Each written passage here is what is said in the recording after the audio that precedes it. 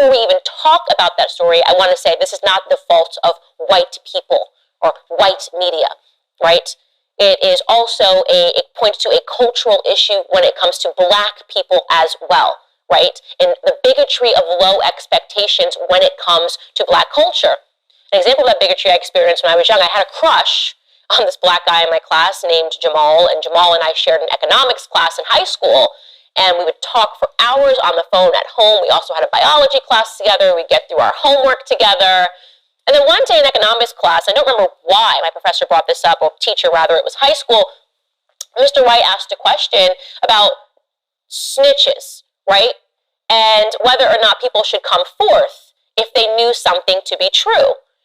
And Jamal used to live on the east side, he said, I would never snitch. And Mr. White looked at Jamal and he said, you mean you would never snitch? Mr. White said, okay, what about, I have a daughter.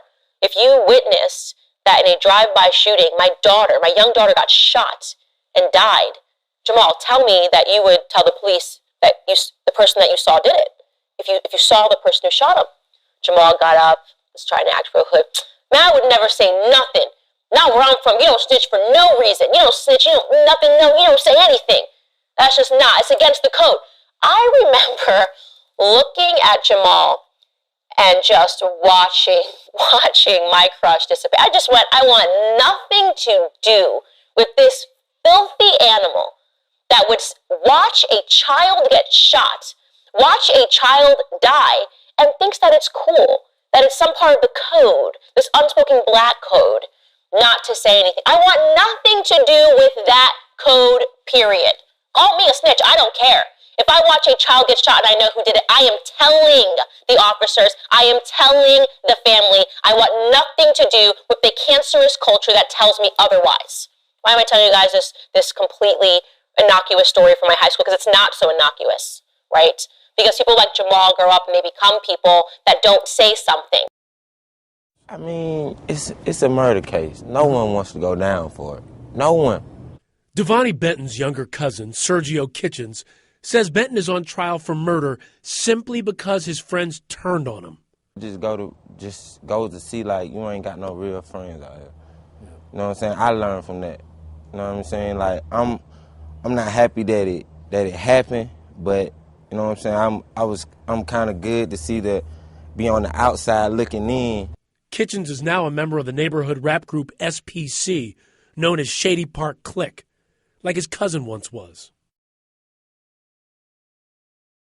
That's why it's come back to that street word, snitch. No one's want to be labeled as a snitch. I don't want to tell on him because somebody might try to come kill me or someone in my family. Kitchens says Benton first lied to police because he didn't want to rat out another member, Clarence Carter. Everybody, know, the streets know, and so everybody looking at it like it was wrong because this man would let my family member, you know what I'm saying, go down for something he did. Right. Kitchens claims Benton and Carter were both wearing red the night Jasmine Lynn was shot. It was just a coincidence of how it was put out. They actually had on the same exact color. Okay. He just had on the hood, and Devo didn't. He had on a regular shirt. Kitchens believes that mistaken identity played a big role in this case, and he knows one thing for sure, that his cousin is innocent. And it's not right because you think you have one in jail for the crime, but it's not the right guy. In this case, you will testify truthfully, but reserve any Fifth Amendment rights or privileges against self-incrimination. You agreed to perform 500 hours of community service, a substantial portion of which will require that you speak to young men and women about the hazards and immortality of gangs and gang violence. No intention of being involved in the trial process in any way. In court, some startling statements. Please state after each statement whether or not you agree or acknowledge that the statements are true, okay? Yes, ma'am. I became affiliated with YSL around 2016. Is that true as it pertains to you, Mr. Kitchens? Yes, ma'am. YSL is a music label and a gang, and you have personal knowledge that members or associates of YSL have committed crimes in furtherance of the gang.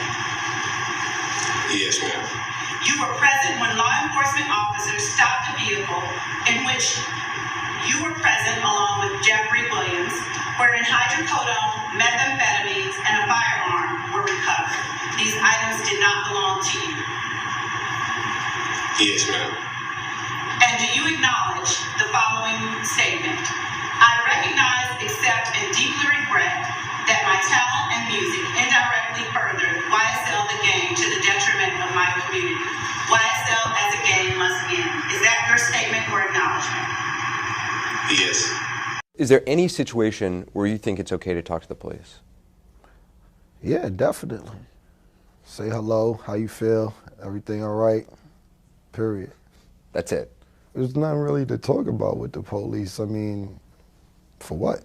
If there's a serial killer living next door to you, though, and you know that person is, killing people, would you be a snitch if you called police and told them? If I knew the serial killer was living next door to me? Yeah.